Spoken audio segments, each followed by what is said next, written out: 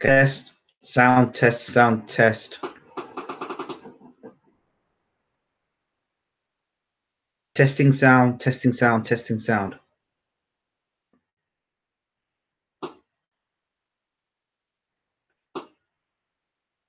I hate this laptop so much.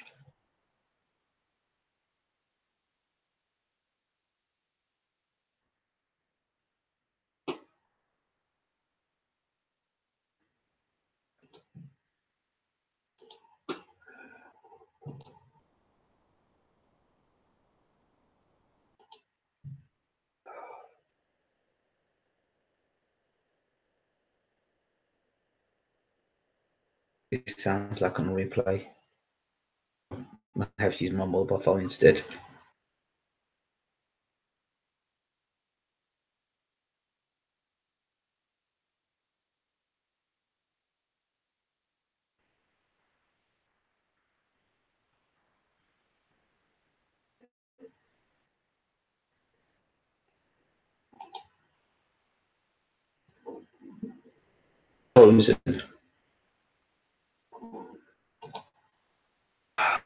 Struggles continue.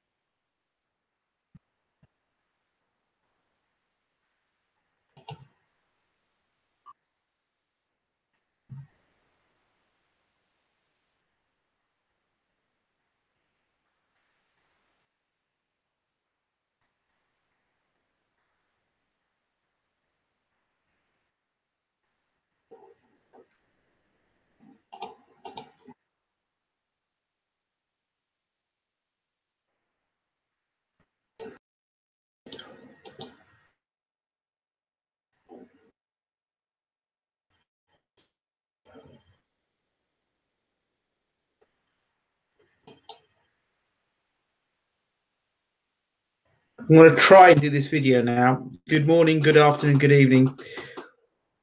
Welcome to BWTM Sports. The laptop is giving me the absolute amount of issues, but I'm going to try and speak anyway. Hopefully you can hear what I'm saying because there's a lot to talk about.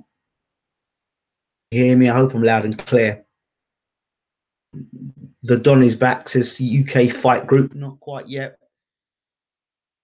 Hopefully within a week or so. Really great news. And we won't be dealing with all these technical issues that we're dealing with at the moment. Mikey, good evening. How you doing? Or morning, good morning. All good. Peter McDowell, what's happened to Peter? The truth and facts about boxing. Good to see you, brother. So this is a very short video for myself. If this continues like this, do not do too long a video. Just a few things to talk about. I heard a first story. I heard that if Tyson Fury does not announce February the 1st, I understand that he will lose the linear magazine belt. That's the first thing I heard. The second thing is Amir Khan fighting. That's possible it could happen. Story of them all that's come out tonight could be fighting Spike O'Sullivan.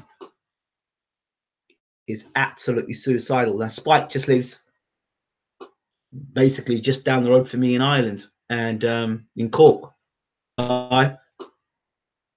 Suicidal matchup.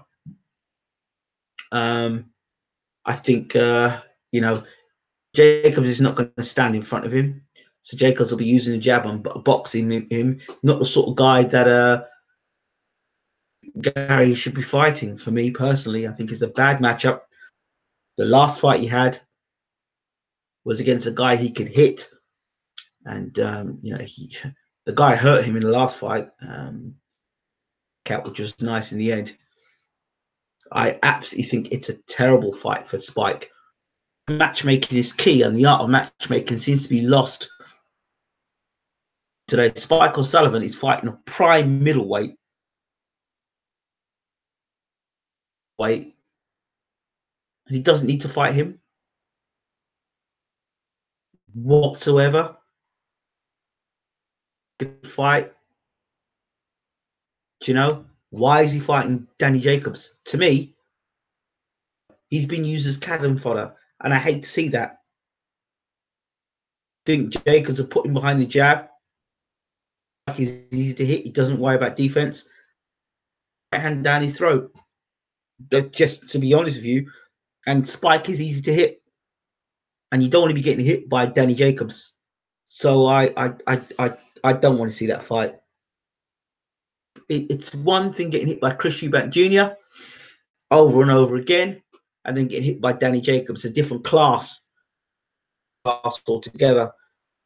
And I think it's poor matchmaking. I mean, here, are they hoping to achieve that Gary Spike O'Sullivan gets lucky? Because that's, you know, he is gonna Spike no one else to fight for money. You know, you want to be able to spend your money and spend it well. It was like when Dave Allen fought Luis Ortiz. It wasn't for a world title. Peanuts, and will do more harm than good to your career. And that's ludicrous. And I see no fight of Spike O'Sullivan. Spike O'Sullivan could fight. And I would disagree with you. Why didn't Spike O'Sullivan go and fight? Why does he fight Liam Cameron for the, you know, the Commonwealth title? But I just don't. I'd see. It's all right taking the money. There's the beating you're going to get from it, and it's going to be a bad beating. So glad to see your live. Was bored, man. I don't even know what I'm sounding like on this or what I look like on this. I'm probably in slow motion. I'm using my dad's laptop because my one's up the spout. What's going on, McDowell? But yeah, I just don't see that as a fight, in my opinion. Matchmaking, the art of matchmaking is about, for me, when I've got two guys are fighting, particularly someone like Spike O'Sullivan, who I know personally, as I said, just lives up the road from me. The angle is, okay, are you trying to move this guy into a world title shot? Are you trying to get him into a title shot, or are you just throwing him to the wolves? Throwing him to the wolves, because you're not fighting for a world title. You're in chance of beating the guy. So what the hell would you see fighting for some money? It don't make no sense. Why is he banned for 8 months?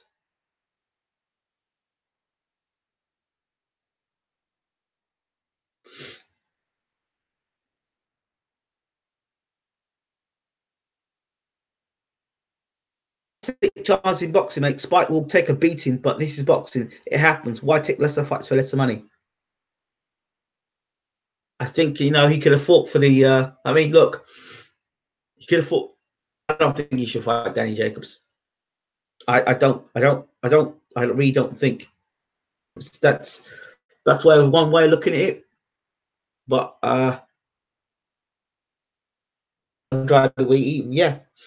middleweight. He's a middleweight.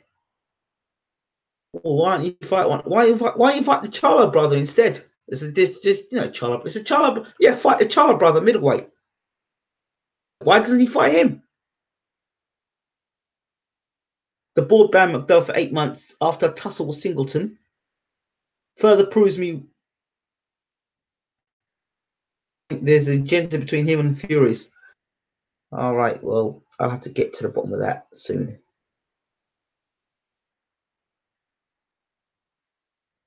Andrade wants him. Okay, Spark Sullivan Andrade. No, I don't like either. Mover, don't like it. Any guy that can move, Spike, Hopkins, 3 guys there. Not good, not good. So I don't see those type of guys are not good for Spike. Spike needs a guy he can crash bang work with. Canelo and Golovkin are guys that he should be fighting.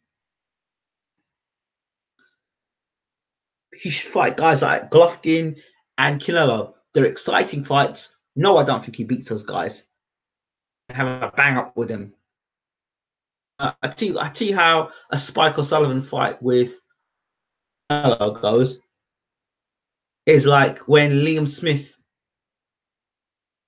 fought Canelo, like that, outgunned in all departments. There are levels to boxing, like that going. But if you want to go down the process, if you're gonna get paid well, doesn't pay the most money. Golovkin or Canelo would pay more money, I would think. Spike O'Sullivan, I'd take another fight because you should talk about those other guys on TV on a big broadcaster and let people see what you can do. That's how I'd do it. I don't see no point in him going to fight Danny Jacobs. Sorry, that's cannon fodder. So those are my thoughts on that. Back to Tyson Fury. I believe that I don't know how true this story is, but he's got until February the 1st. This is the biggest. I disagree with you there, Graham. I would disagree with you there. If Golovkin or Canelo wanted to do a voluntary defense afterwards, himself, the rankings, get a fight where he can, get a number 2 or number 3 position in one of the governing bodies. He can fight Golovkin or Canelo, then fight Jacobs, personally. Easy fight for Hearn to make? I guess so. Eubank Jr. was able to spike Hurt with a barrage. His spike will get pinged with a jab and totally destroyed from long range. Be a nasty beating and potentially blown away, in my opinion. I agree with you there. Just fight for Spike than Jacobs is, to be fair. But if you're going to throw him to the wolves, then throw him to wolves and get paid more money for it against a more marketable fighter. Jacobs is a fighter that's going to get marketed now. Golovkin is marketed and Canelo's marketed. Do you know what I mean? Ortiz versus Alexander. Well, to be honest, that Ortiz is in now. You've got to question his heart, and as soon as Alexander hits him on the chin, will Ortiz get up? Does Ortiz want to fight? I spoke about this at the end of 2017 on Bowl's show. I want to see these guys being dug up from the grave to fight and lose. Victor Ortiz is one of these fighters that are dug up from the grave. We know what Victor Ortiz is all about. Chin, he ain't getting up. We know when it gets tough, Victor Ortiz doesn't want to know. So why do we need to see another episode of it? I wonder how much Spike is getting. It's cannon fodder treatment. Potentially Hearn is bringing him in on the cheap, 200,000 maybe. I'll find out. Let's talk Khan Broner very quickly. Initial thoughts, too long. Broner's been a little bit more active. It's out. And the real question in that fight for me is Khan. If you can hurt Khan, are we going to have a Broner that throws 2 punches? Okay, send me the link you had. Excuse me. Can you now put that in English to me? Okay. Send me the link. Add you an L. Drinking a bit too much. Too much of the brandy or the rum. Due to cut the drink out. Truth and some facts about boxing. Off the booze, son. Off the booze. Hand you an L. L. You want to hand me an L? What? L? You're going to hand me an L. Okay. Broner's faded now. Guys, get so many chances and fade. Khan should outbox him, but he's always vulnerable. That's my point. How long?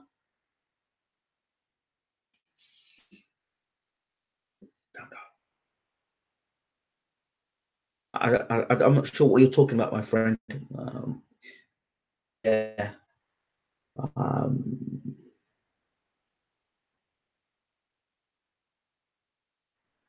So yeah, Khan v Broner.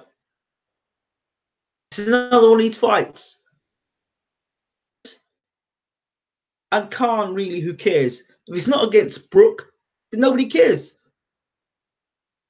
Although, if you give me Khan versus Broner, I'd rather see Broner versus Brook. To be honest, I'd rather see Broner versus Brook. But there you go.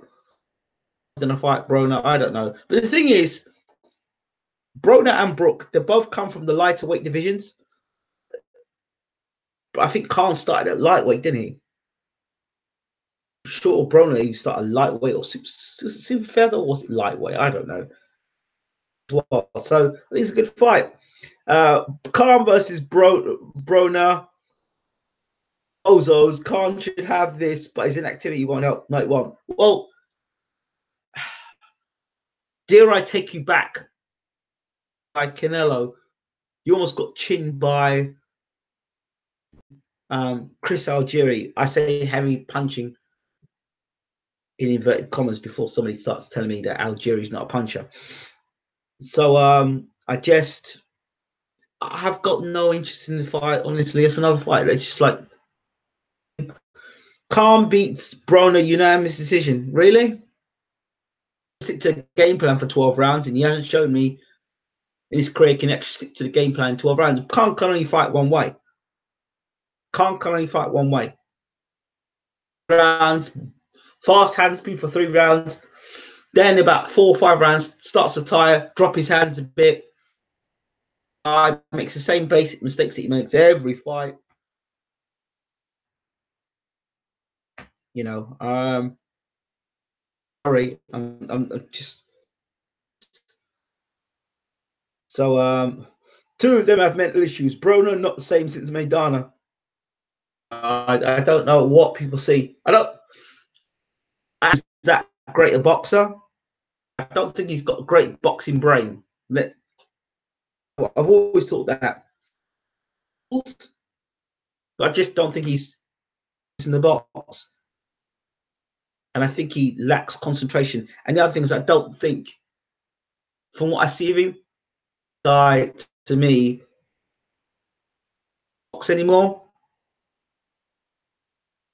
Yeah, he was. Yeah, Valdez is quick. This fight gets Quigg knocked out. Let me say, terrible moving going to wild card. Needs to work on defense and goes to.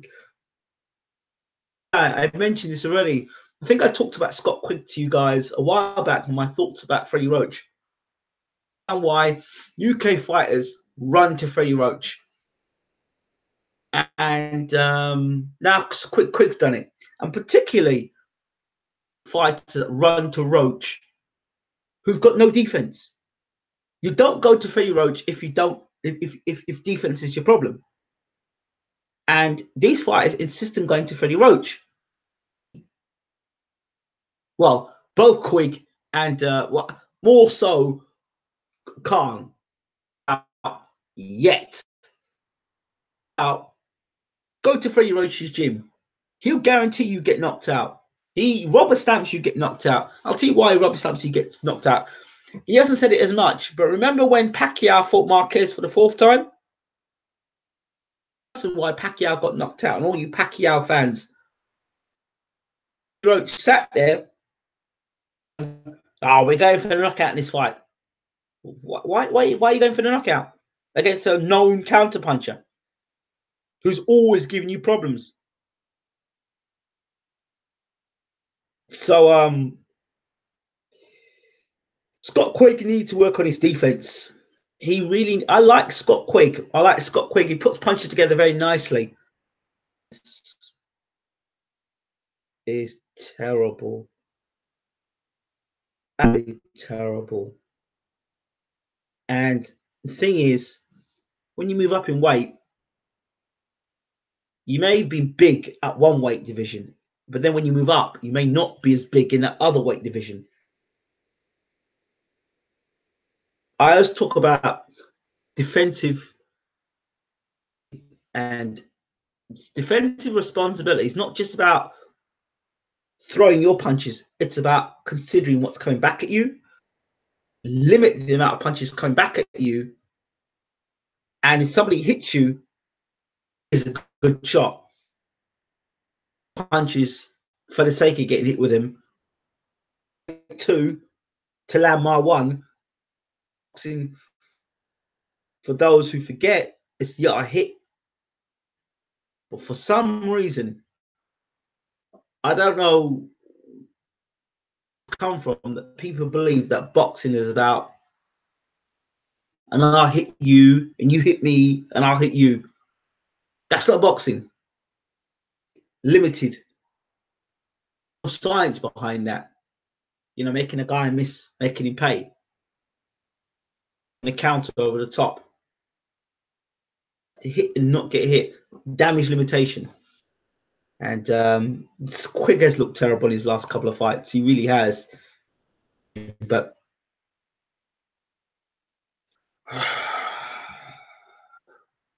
that he's stagnated. He hasn't moved on. He was doing 2-3 years ago. Now he's gone to Freddie Roach. I don't think Freddie Roach can do anything for him. Seriously hurt. You go to Freddie Roach, you get yourself rubber stamped and knocked out. So I said that. All he's done to go to Freddie Roach gym is get himself knocked out. That is it. Usually those that take one to get their own are technically inept, and those proved to have short careers. Kevin Mitchell, Kiko Martinez. Shot by 27 years old. You can't fight like that. I mean, where's the other guy? Do you know? Is it Provodnikov? A lot of people on YouTube, particularly YouTube, that love Provodnikov. Where's he now? See, and it's okay for boxing fans. I love Provodnikov. Provodnikov fought with his face. Push-ups than a goalkeeper. Provodnikov. Don't like to see. Tell him punches going, rattling, brains rattling back. Not nice. Exciting, yeah, but not nice to see. So Scott Quigg has gone from being timid and tucking up rounds to being reckless hunter that gets hit for fun. Well, that again is down to the wild card mentality. Because if you look at how Khan was, right there, you are the British boy, innit? So wars in the gym, having to prove yourself. The whole ego, innit? All male testosterone, particularly in the States where a block. You know what I mean? So you're sparring with Mexicans and all other sorts of people that you got to prove your point against. So probably the best of Scott Quigg at gym with Freddie Roach. Freddie Roach is #1 fighter. Pacquiao's his #1 fighter. I would not be surprised. I would love to sit down and talk to Scott Quigg about what he's doing in America and how he settled in. I really would. Been kind of left out there. He could have gone with a more. I don't understand why, you know, what these fighters think, what goes in their brains as what makes them decide what sort of. I always wonder if they actually studied the art of boxing.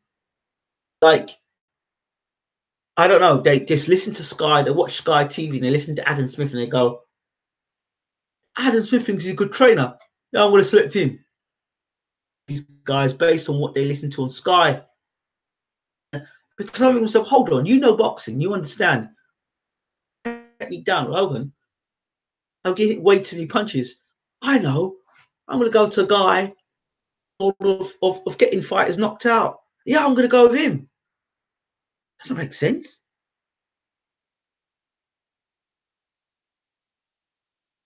Galahad would beat Quigg. Galahad takes him to school. Quigg should have gotten John Virgil Hunter. I said it ages ago. Hunter, all right. That's another one. I've said Virgil Hunter, but honestly, apart from Andre Ward, what's Virgil Hunter done? The only thing Virgil Hunter does, I'm not being funny, Virgil Hunter is like the home of the damaged fighters. If you've been beat up, he is the home for the damaged fighters, like Virgil Hunter. Berto. I'd have the shoulder roll, crack beaten out of him, and then a couple other guys. So Virgil Hunter, did Margarito go? Was it Margarito went with him? Or was it not Margarito? What's his name? No, Kermit Citron. Didn't he go with Virgin Hunter? A few of these guys, a bunch of these guys that got beat or knocked out. There's only one guy Virgin Hunter's had real success with, and that's Andre Ward. He's had Ward since he was a young boy. So,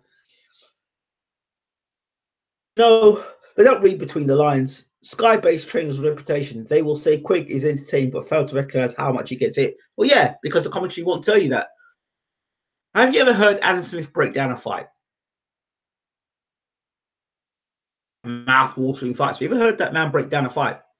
Technically break down a fight? I have never have. Hearn obviously line up Brook Eggington on pay-per-view with a stack card. Virgin Hunt is overrated trade. Yeah, he's overrated. I wouldn't say he's overrated. Overrated is pretty harsh, right? To train the pound for pound best fighter in the world and him not get beat in his career, rated. What I will say, and here's the thing you've got to look at: down, not by Kovalev down in that second round. You had that conversation with Andre Ward that many trainers in this world miss. Joe Gallagher had to wait for Sky Sports 6 rounds down. It's inept. It's just unprofessional. So Gallagher is what it is, according to what Adam Smith was saying. So Virgil Hunter is a good trainer. I'll have no problems going and working with Virgil Hunter as a trainer. I think he's quality. I just don't think people are, truth be said, I don't think Khan's got a great boxing IQ. The same way over and over again. I mean, he's not learning. They ignore it all. It's beyond pathetic. They has made a good move going over there. Well, he's left Gallagher to. I don't know. He should have stuck with Gallagher if he's going to do that crap. Stay with Gallagher. Lessen the chance of him getting knocked out and getting hurt. Same with Katie Taylor. They'll tell her how dazzling she is, and again, won't mention how much she gets hit. Agenda-driven commentary and bias. Well, just turn the commentary down and listen to BWTM Sports. And Katie Taylor's another one who needs to change camps. Ain't that funny? People will continue to support the narrative that she's dazzling and great, and people can't think for themselves. And been down this road already. So what else? I haven't heard from Caleb Trex, but he's talking about wanting to get he's up for fighting DeGale in a rematch in Minnesota. That's what I'm hearing at the moment. Adam Booth, decent trainer based on what? I mean, Ryan Burnett now, but I can't watch Ryan Burnett for 12 rounds. I'm sorry. 12 rounds. I can't watch him. I really can't watch him. I'm trying. I just can't get into Ryan Burnett. I'm trying to. I really am. I don't know what it is. Let me think. Of course, Carson Jones is fighting Ted Cheeseman. That's a good fight. They're fighting for the WBA. So I saw Ted Cheeseman's post earlier. He said that Big Things beats Carson Jones as a light middleweight. Cheeseman should be celebrating too soon. He needs to Jones, who won, I believe he won last week, or this weekend, was on Saturday, and won, I believe. So he'll be pretty sharp and ready to go. Jones, I think I'll be talking to Carson later. Charlie Edwards getting a title fight soon, apparently. How pathetic. Well, I don't know what to say about that, to be honest. Charlie Edwards, to be honest. Shout out to Tony Frankie. He's got a fight coming up for the area title, I believe. Also shout out to Tommy Frank for that as well. Forward to catching up with Tunde Ajayi soon as well. Spencer Ferron and a few others. Oh, by the way, if I haven't said it already, happy. My new year begins today. As of today, my new year begins, and it's going to be really, really busy time. Really busy.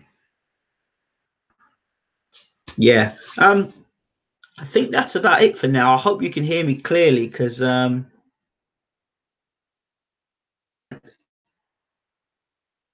need a live show to reminiscence Ryan Burnett versus Lee Haskins and Charlie Hedger's entire career. I don't think so.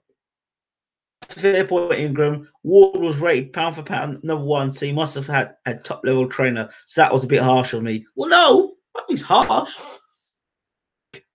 That the other guys after Ward have been that good, but the heavyweight, that's a bad man. That could be the second coming of Andre Ward right there. That Tony Yoka, the heavyweight, him. But he's a bad man, Tony Yoka. I think Ward is coming back. I think so. I didn't think he was retiring either. But I had the conversation over there about Andre Ward fighting Anthony Joshua. Stupid man. I'm just puzzled why he even put it out there in the first place. Before Ward even, see, if I were Ward, if I really wanted to, if I wanted to be a really bad man, Ward, is fight the winner of the World Boxing Super Series. Right.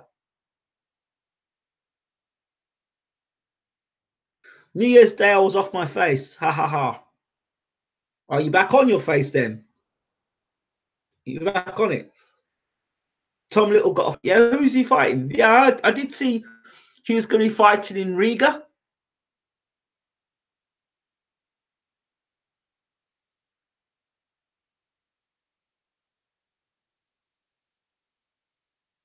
He's fighting Flip, 2060 Olympic bronze medalist. Oh yeah, wow. Training in Tom Little. I guess fight for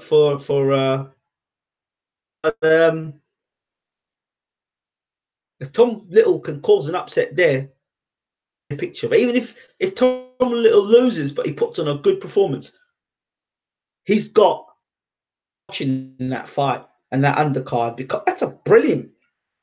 I mean, in terms of the exposure he'll get, I'm sure Tom Little coming into camp in good shape. Beat Joshua. Hergoff will beat Little in my opinion. He probably will do, but I think it's still a great stage. If Ward beat Joshua, oh my god, that would be mad. It would be mad. Yeah, while we're at it, let's talk about Josie Parker and Anthony Joshua. Supposedly made for March the 31st. That's what I'm hearing. Don't know how true it is. Stuff. Initial things I've been hearing. Nah. I'm not being funny. He's had Josie Parker and he's had David Tua, two top fighters. So much better as a fighter. And I think Josie Parker could get polished up so much more. To Kevin Barry. But I just always think there's something missing with his fighters. There always seems to be that little bit missing with his fighters. There's that little bit extra missing. That, you know, that the icing on the cake.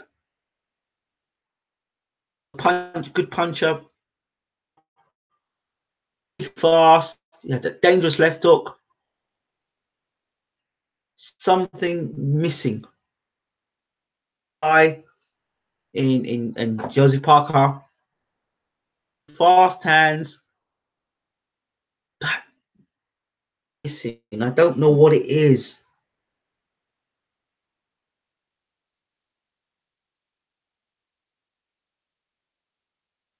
Live commentary for Cheeseman versus Jones is going to be great. Well, I'll tell you something. We may bring you something even more special than that.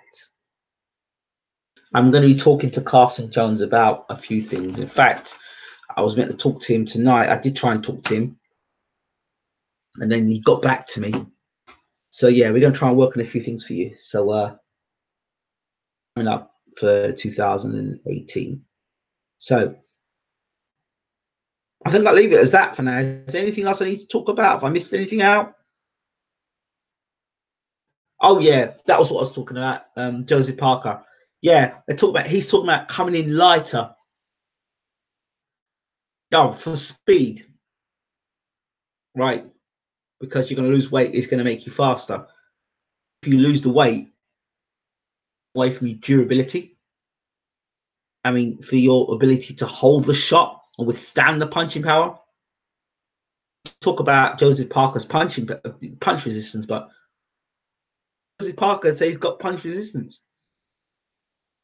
Joshua Parker ends how Groves Kutunov did. AJ just pummeling him. Parker will show a strong chin, but technically found wanting and that guns. Beat Parker. Huey should have beaten Parker. Parker has regressed, in my opinion. He gets pushed back too easily and he's become sluggish. Kevin Barry, I think, not being funny, if I were Joseph Parker, I would leave Kevin Barry. Not being funny. I'm really not being funny. But I think Kevin Barry can get you to a certain level. That's what I think. I could be wrong, but it's just that he gets. Tua never became world champion, did he? Well, I don't know. Kevin Barry, he just seems to be like level, and he can't take him over the line because the world champion. I understand that, but that was, you could say it was debatable. You could say Ruiz won that fight. In the world, that fight was in America. Ruiz would have.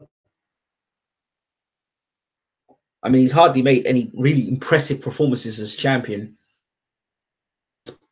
Huey was very questionable indeed. I don't know. Right, I think I've covered everything tonight. I hope I've been clear. I hope you've been able to hear what I've had to say. That's about boxing. Happy New Year to you.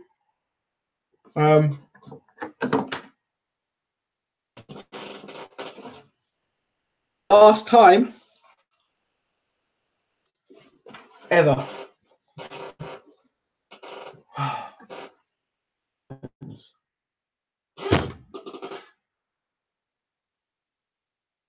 Next time I speak to you, so this is a good night from me. I'll catch you on the other side. Catch me outside.